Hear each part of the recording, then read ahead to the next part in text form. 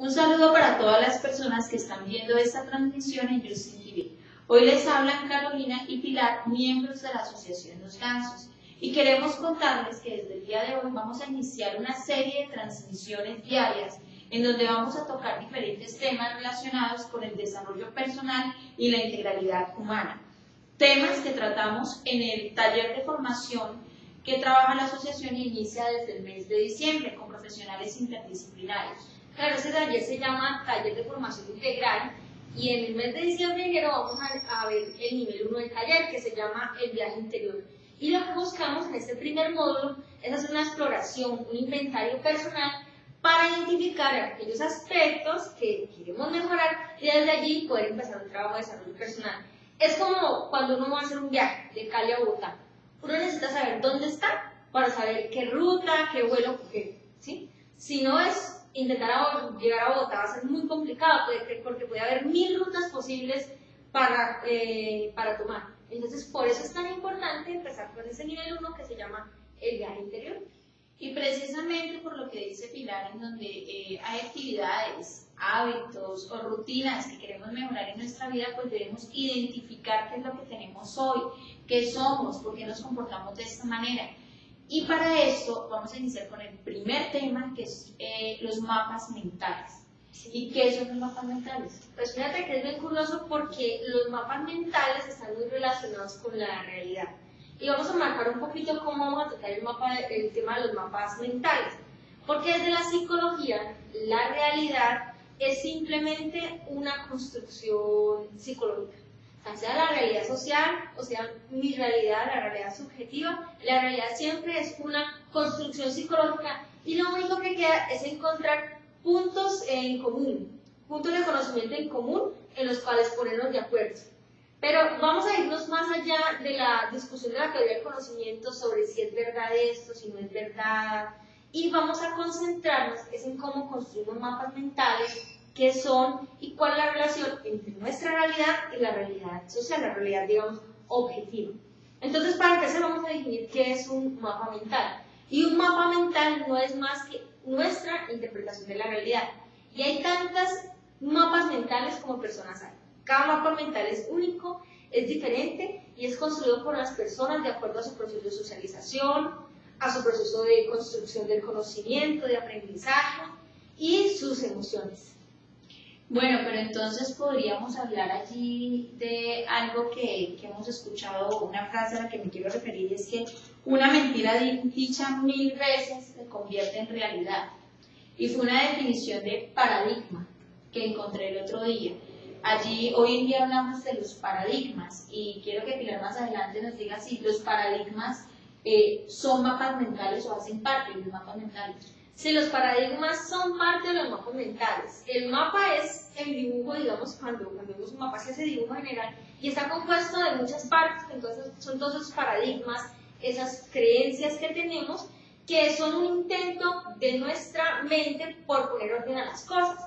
¿Por qué? Porque el cerebro, nuestra mente está cada segundo recibiendo muchísima información, escuchando, viendo, sintiendo, probando, muchísima información. Entonces necesita encontrar una manera de filtrarla. Y eso lo hacemos a través de los mapas mentales, que están compuestos por creencias, pensamientos, paradigmas, que finalmente son los que van guiando nuestra conducta.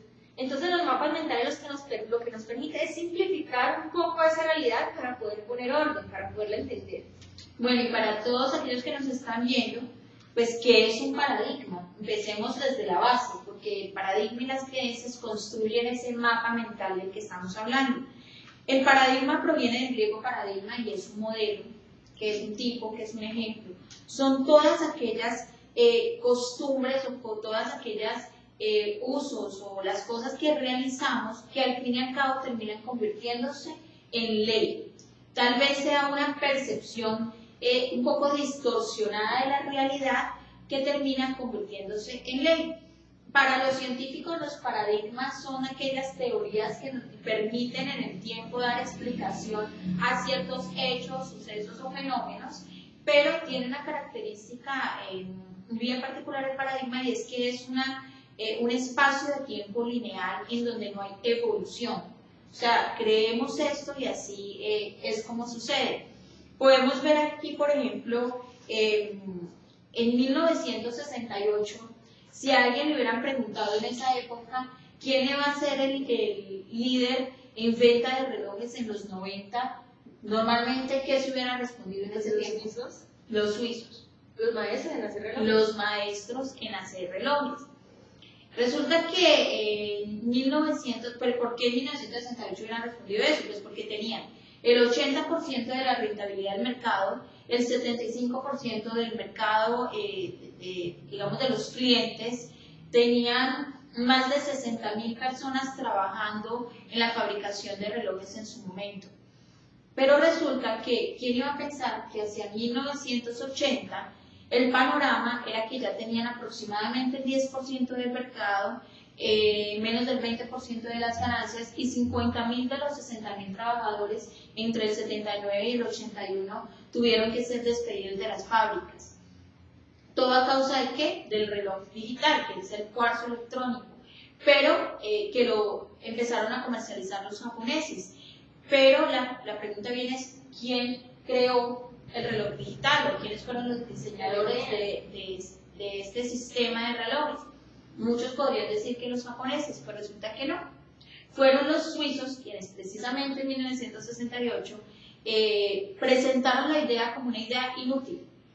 La presentaron en una feria mundial de fabricantes de relojes, pero algo como que no iban a comercializar porque no creían que los relojes pudieran funcionar así. Simplemente fue una idea porque no tenía engranaje, no tenía la forma de trabajar que normalmente ellos estaban acostumbrados. Desecharon esta idea comercialmente, la retomó Seiko, una fábrica japonesa, y empezaron a comercializarlos y destronaron, digamos, a los suizos en este momento. Entonces son paradigmas que se tienen y que no permiten ver más allá, que no permiten ir más allá. Y hay una frase de Adam Smith que quiero compartirles también y que dice que el paradigma nos explica el mundo y nos ayuda a predecir su comportamiento. Los paradigmas actuales también que tenemos, las creencias del mundo nos ayudan a predecir el comportamiento, pero que cuando estamos en medio de un paradigma es difícil imaginar cualquier otro paradigma. Entonces yo creo que podrías darnos, por ejemplo, un ejemplo sobre esto. Claro, mira que lo que hablas es de cuando los suizos logran esa idea del reloj digital y la descartan. Allí hay un proceso de conocimiento, que se corta, pero que es retomado por otra persona que interpreta esa realidad, le da un significado y empieza a actuar en torno a esa realidad que ha ido construyendo, esa forma de ver el futuro, y empieza a ganar liderazgo en el mercado. Entonces, cuando hablamos de paradigmas y de mapas mentales, hablamos de procesos de aprendizaje, del proceso de construcción de conocimiento, y eso es innato en todos los seres humanos. Todos los seres humanos tenemos paradigmas, todos los seres humanos construimos mapas mentales, y eso y van evolucionando. Les pongo un ejemplo.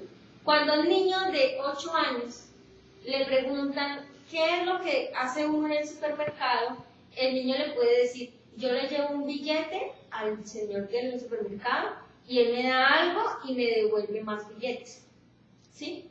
Si usted le pregunta a un niño de 6 años qué es lo que se hace en el supermercado, él le podría decir que la gente va y trae cosas del supermercado.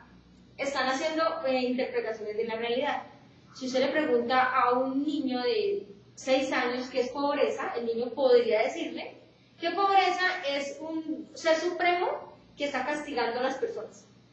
Mientras que un niño de 2 años le podría decir que pobreza es no tener juguetes y no tener dinero. Lo mismo pasa con el trabajo. Un joven de 14 años ya puede decir que pobreza es no tener trabajo y por tanto no tener dinero. Entonces, en la medida en que vamos creciendo, que vamos en el proceso de aprendizaje, vamos construyendo ese mapa mental. Y en la medida que nos vamos haciendo más adultos, esa percepción va siendo más o menos precisa de la realidad. Ese mapa va siendo más o menos preciso de acuerdo a la construcción de la realidad.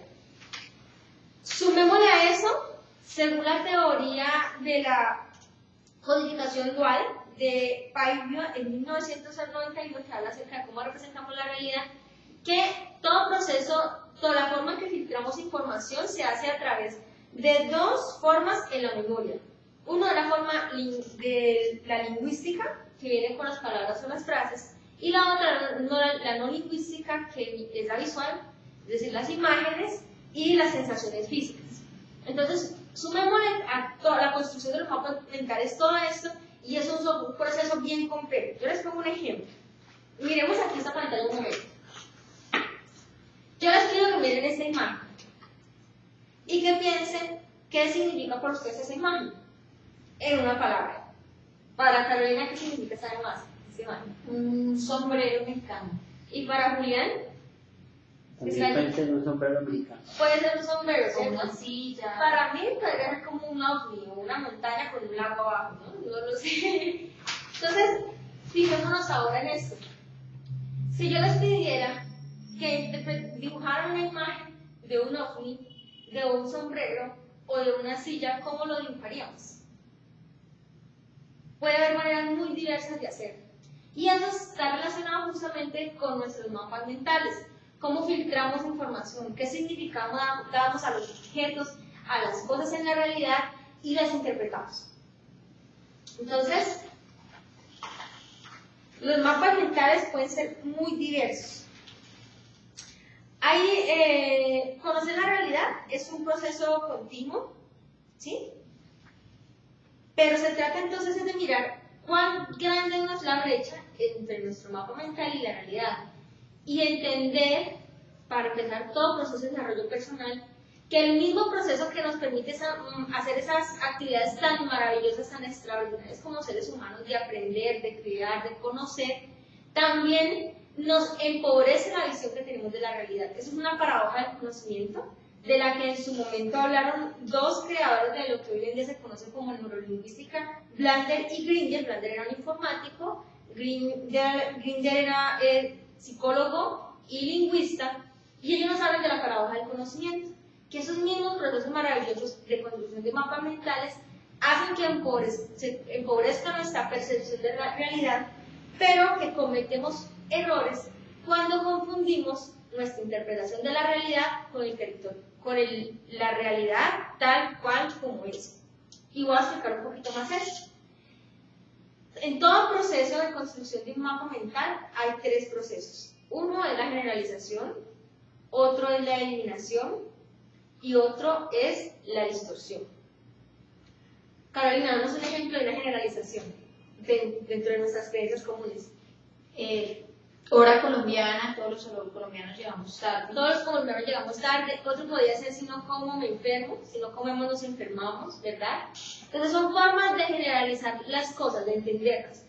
Y es así porque es más sencillo, porque nuestra mente lo necesita. Imagínense que tuviera que sacar la mente humana conclusiones para cada cosa o situación nueva que sucede. Pues eso sería bien impresionante. Entonces, cuando nuestro mismo proceso de conocimiento hace que empecemos a simplificar la realidad. Ahora, la misma generalización implica eliminación. Yo elimino otras opciones. Estoy eliminando la opción, por ejemplo, de que no todos los colombianos llegamos tarde. Y ahora veamos la distorsión. Cuando yo me implico en procesos de imaginación, de imaginar cosas, o de intentar predecir el futuro, es decir, agregar cosas a la realidad tal cual como es hoy, yo empiezo a distorsionar la realidad. Y eso no es ni positivo ni negativo, porque a veces produce cambios bien positivos, simplemente es una distorsión de la realidad. Entonces, todo esto está en la creación de nuestros mapas mentales, de nuestros paradigmas, que son los que la constituyen. El asunto es que debemos tener siempre mucha conciencia de que generalmente existe una brecha entre nuestro mapa y las cosas, la realidad, tal cual es, y que se cae en un gran error cuando dejamos de entender y de comprender que la opción con la cual interpretamos la realidad no es la única opción.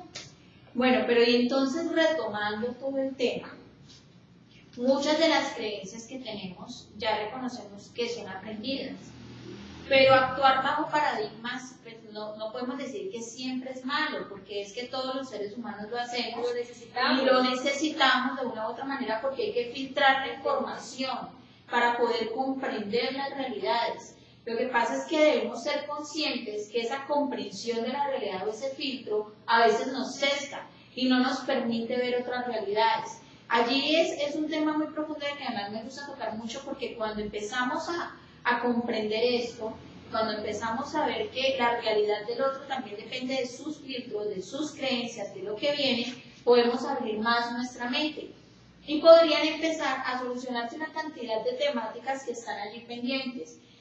Los paradigmas, entonces, por sí solos no son malos, pero el darnos la oportunidad de abrir la mente nos da una ventaja grandísima para poder dialogar con otros, para poder comunicar y para empezar a hacer cambios en la vida cotidiana, de lo que queremos realmente mejorar, comprendernos, conocernos más y saber de dónde vienen todas estas ideas. Y para cambiar los paradigmas, pues hay que empezar de cero. Eso es lo que a veces da mucho temor. Un ejemplo real, y que lo hemos vivido aquí, que lo quiero compartir también, pero a veces no somos conscientes de cómo estos cambios de paradigma se pueden hacer en la vida cotidiana, es que llegó a la asociación una persona que pidió orientación, una persona que ha vivido muchos años de su vida en la calle, que por cuestiones familiares y por problemas de su vida económicos, emocionales, muchas actividades, no pudo terminar una formación escolar, ni siquiera básica, y llegó a nuestra asociación y como parte de nuestro logo dice, únete al cambio, dijo, yo quiero cambiar. Es una persona que empezó un proceso de educación de bachillerato para terminar su educación secundaria porque quiere continuar con unos estudios en diseño gráfico, tiene unas habilidades en la parte del manejo de perros y un talento con esto y también lo ha ido aprendiendo. Entonces empezó a trabajar de manera diferente. Hoy en día esos paradigmas de vida en la calle, de vida desordenada, de vida indisciplinada, han tenido que cambiar y ha tenido que empezar de cero.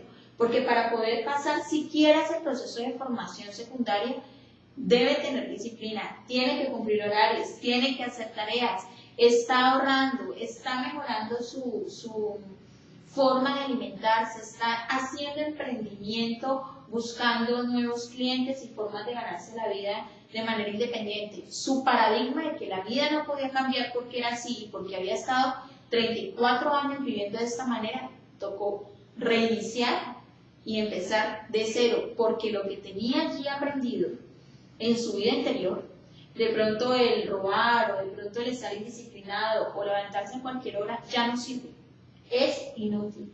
Y eso es lo que a veces nos causa temor cuando tenemos cambios de paradigmas. La misma asociación Los Gansos es un ejemplo, que cuando se quiere hacer empresa social, sí se puede. Para muchos generar valor social y económico es casi que imposible porque nos han creado el paradigma de que la rentabilidad no permite hacer mucho trabajo social. Hoy en día somos ejemplo de que sí se puede lograr y estamos en el camino, pero hay que empezar de cero, resetear el cassette y arrancar pensando y actuando de manera diferente.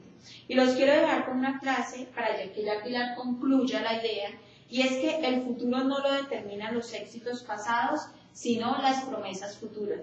Y me gustaría que Pilar concluyera con todo lo que tiene que ver con los procesos de cambio. Sí, lo más importante es siempre tener en cuenta, tener presente que en nuestro proceso de aprendizaje suele haber una brecha entre las cosas como las percibimos y como son en realidad. Y que a veces muchos malestares de los que hay por allí son indicios de que la manera como creemos que deben hacerse las cosas, la manera como entendemos los roles de la vida, el rol de padre, el rol de empleado, el rol de empresario, el rol de mujer, el rol de hombre, puede no ser la más adecuada ni la que nos esté generando más bienestar. Entonces, ¿qué hacer? Hay que empezar una transformación. Ese mapa mental, esos paradigmas que componen ese mapa mental, son los que guían el comportamiento, los que guían la conducta. Y cada conducta que tengamos en una realidad va a generar una consecuencia. Y esa consecuencia inevitablemente va a ir transformando la realidad a la que inicialmente nos enfrentemos. Entonces siempre nos da tomar el cambio. Porque el cambio nos trae muy dentro de nuestra mente algo que nos dice, ay, pero ¿para qué cambiar? si es que hasta ahora con lo que ha creído usted ha sobrevivido y está allí? Entonces siempre hay un temor al cambio, a enfrentarnos a otras cosas, porque hasta ahora con lo que hemos creído estamos allí, estamos en ese lugar de confort. Pero ¿en qué tanto confort estamos? ¿Realmente sí existe ese confort? ¿Realmente estamos satisfechos? ¿O hay algo por allí que nos dice, venga, reevalúe un poquito esto que está haciendo, esa creencia, reevalúe esa conducta que es guiada por esa creencia? Yo quiero dejarles para terminar con una frase de un sociólogo llamado Thomas Luhmann. Él nos habla que cuando los hombres definen sus situaciones como reales, son reales sus consecuencias. ¿Cómo está usted entendiendo su realidad? Todos los colombianos inevitablemente llegamos tarde, entonces así nos estamos comportando y estamos construyendo esa realidad.